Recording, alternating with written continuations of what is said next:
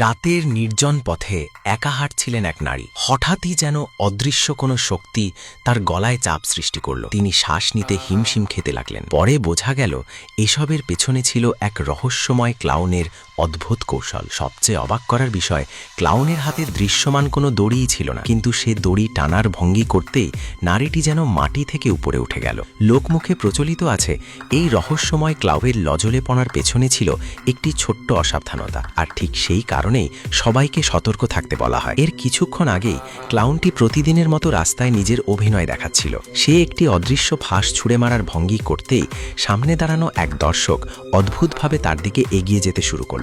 এরপর একই কৌশল সে আরেক নারীর দিকেও প্রয়োগ করল। মুহূর্তের মধ্যেই দুজন যেন এক অদৃশ্য শক্তির প্রভাবে পাশাপাশি আটকে গেল। ক্লাউন ধীরে ধীরে তাদের এগিয়ে নিয়ে যাচ্ছিল, অথচ আশপাশে কোনো দড়ির চিহ্নই দেখা যাচ্ছিল না। তবে সবাই এই দৃশ্য বিশ্বাস করেনি। উপস্থিত এক নারী মন্তব্য করলেন, এগুলো নিশ্চয়ই আগে থেকেই সাজানো অভিনয়। কথাটি শুনে ক্লাউন শুধু শান্তভাবে তার দিকে তাকালো।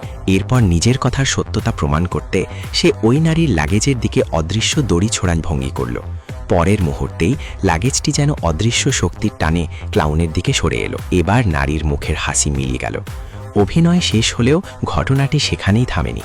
নারীটি কোনো পারিশ্রমিক না দিয়েই নিজের লাগেজ নিয়ে চলে যেতে উদ্যত হন। এতে ক্লাউন বেশ বিরক্ত হয়ে পড়ে। সে আবারও নিজের সেই রহস্যময় কৌশল ব্যবহার করে তাকে থামিয়ে দেয়। ভয়ে নারীটি হতভম্ব হয়ে যান। ক্লাউন হাতে থাকা কৌটা নাড়িয়ে ইঙ্গিত করলেও নারী জানান আজ তার কাছে কোনো টাকা নেই। শেষ পর্যন্ত ক্লাউন তাকে চলে যেতে দিলেও বিষয়টি সেখানেই শেষ হয়নি। এরপরেই ঘটতে থাকে শুরুতে দেখা সেই ভয়ঙ্কর ঘটনাগুলো।